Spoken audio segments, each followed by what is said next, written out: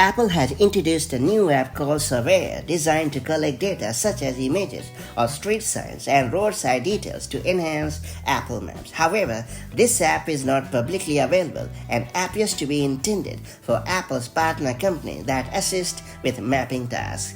Upon downloading and opening Surveyor, users are prompted to select Open Partner App, which launches another app called Premise. Premise operates as a task marketplace, allowing users to earn rewards by completing simple tasks like taking surveys, reporting local information, or capturing images of specific locations. According to details discovered in Surveyor by Mac Rumors, users assigned a mapping task through Premise will be instructed to mount their iPhone, rotate it to landscape mode, and capture images along a designated route while driving. The app collects data on roadside features such as traffic signs and lights, sending precise location information to Apple to help accurately place objects to Apple Maps. Although Premise is not officially listed as an Apple Maps partner, the Surveyor app suggests that Apple is leveraging data from Premise users to keep mapping details